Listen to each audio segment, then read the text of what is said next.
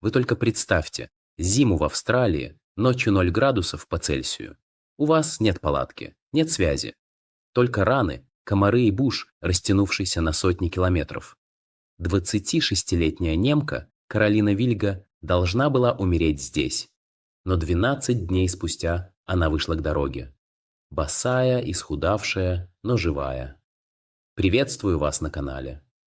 Реальные истории выживания каждую неделю. Подпишись, чтобы не пропустить.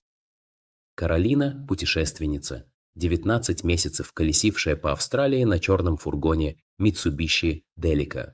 29 июня 2025 она купила провизию в городке Бикон, 300 километров северо-восточнее Перта, и отправилась в сторону природного резервата Карун-Хилл. Связь с друзьями оборвалась тем же вечером. По полицейскому отчету, на грунтовке ее микроавтобус сорвался с насыпи, ударился о камни и увяз в песке. Последовал удар о стойку лобового стекла, впоследствии она получила сотрясение. Девушка вышла из машины в состоянии замешательства. В багажнике у нее оставалась вода, еда, теплая одежда, но шок заставил ее оставить все и уйти на запад, к солнцу. В первый день Каролина вернулась к своей машине, пытаясь откопать колеса досками и антипробуксовочными трапами. Когда это не помогло, паника взяла верх. Она провела 2 ночи в автомобиле, прячась от холода в салоне, но страх, что ее так и не найдут, пересилил здравый смысл. Когда наступил 4-й день, она покинула свой автомобиль и шла наугад, ориентируясь только по солнцу. Старалась держаться западного курса. Она пила дождевую воду из луж, собирала капли росы с листьев, несколько дней жевала остатки крекеров, забытых в кармане. К 7-му дню еда закончилась полностью. Ночью температура опускалась до 0. Она спала, свернувшись калачиком в пещере под скалой. Единственном укрытии. Комары не давали покоя. Лицо и ноги – сплошные следы от укусов. К тому моменту Каролина уже потеряла почти 12 килограммов веса. 1 июля семья заявила о пропаже. Полиция Западной Австралии развернула спасательную операцию. Авиапосты, волонтеры-фермеры, тепловизоры. 10 июля они обнаружили брошенный фургон и поняли, что девушка уже далеко. 11 июля около 3 часов дня фермер Таня Хенли ехала по грунтовке Мароубра-Роуд. На обочине она увидела босую девушку, машущую руками. Каролина смогла вымолвить лишь «Воды, пожалуйста». Таня дала воду, посадила ее в пикап и отвезла в Бикон, где дежурил полицейский вертолет.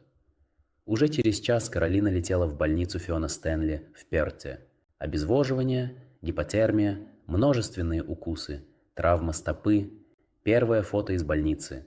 Каролина улыбается, окруженная едой от немецкого консульства. «Когда тебе надо вернуть 12 килограммов?» – шутит в подписи.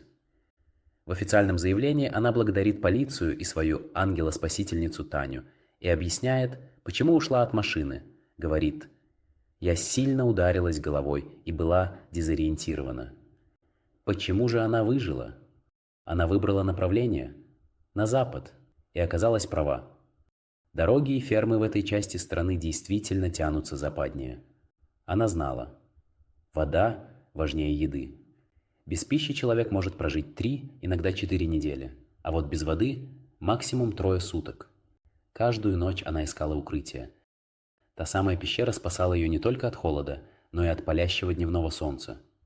Позже, в интервью врачам, Каролина призналась: «Я повторяла про себя имена родителей.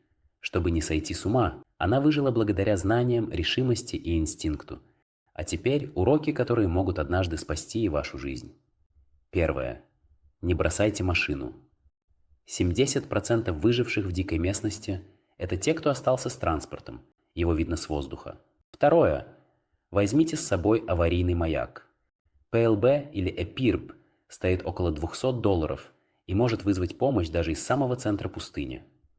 Третье. Помните, в Австралии зима в июле, южное полушарие. Ночью температура легко падает до 0. И последнее. Удар по голове – не геройство.